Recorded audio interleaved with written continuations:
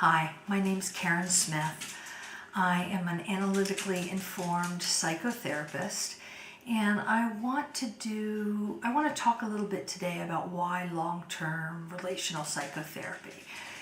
Ever since the introduction of managed care into the health system, there's been an increase in the number of short-term, concrete, technique-based therapies, DBT, CBT, and lots of different very specific approaches to concretely help people with behavior modification, with cognitive restructuring, a lot of which are really great and very helpful during specific, under certain circumstances and under specific crises and with specific people. All of these concrete approaches have great value. My dog. Having said that, they certainly can't replace long-term therapies. So I'm going to use an example of eating disorders to talk about the different approaches to therapy and why I choose long-term approaches to my work. So in eating disorders, we're just going to focus for a second on anorexia and bulimia. So in anorexia and bulimia, that's a very common, those are very common diagnoses that people use kind of behavior modification, cognitive restructuring as ways to treat, so that you help the person learn how to manage and modulate feelings around being full, anxieties around being fat. You help them develop, consistent meal plans and behaviors around eating that help them to eat in a normative way and to weigh a normative amount, and that they will implement those strategies throughout their life to kind of contain, control, manage their eating disorder to a fair amount of success for a lot of folks. But for me, containing and managing symptoms is not enough. It's just not enough.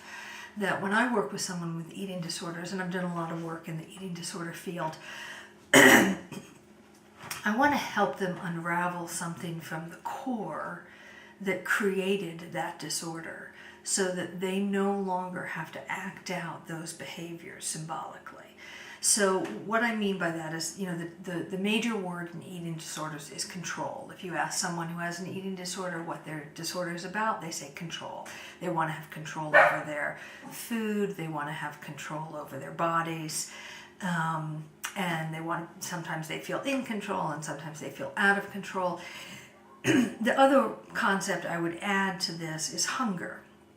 The eating disorders, are obviously somewhat about hunger. But not just hunger physically, not just hunger for food, but really thinking about hunger like a poet would think about hunger, like longing, yearning, desire.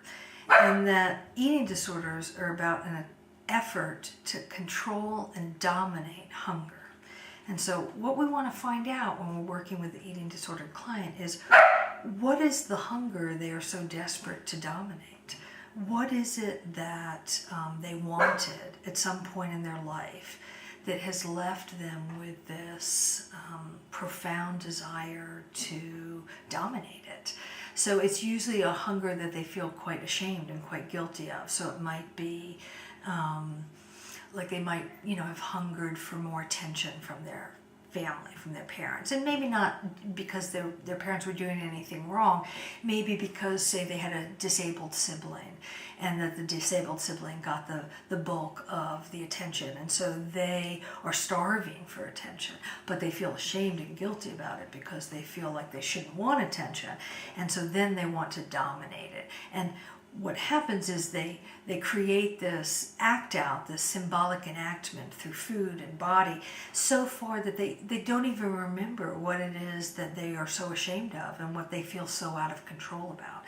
So that in a long-term therapy, we don't want to get rid of the symptoms, because the symptoms give us information. They are the clues, they are the cues, they are the path that we follow to find out what is the person struggling with? What are they so ashamed of?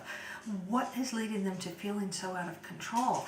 And so that we can help them gain a sense of, not control, because of course control isn't one of our options in life. Influence is. We can have a fair amount of influence over many things in life, but control isn't one of the options. So that we help them figure that out, so that they can grieve it, unpack it, think it through, turn it into thoughts and language and words and conversations instead of behaviors. And the reason why we do this is, one is it can literally remove the eating disorder. It can be, although it's true that still in particularly vulnerable moments in someone's life, they might return to some desire to act out through their eating disorder.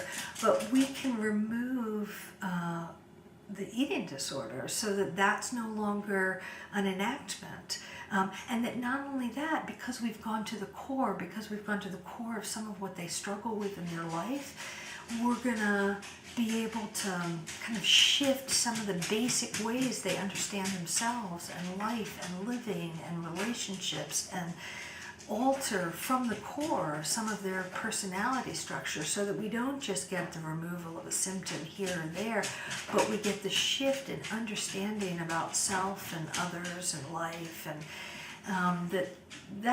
that's the value of a long-term therapy, is that we're not just going to help you with the symptom that you came in with, or the distress that you presented when you came into therapy and decided that you wanted some help.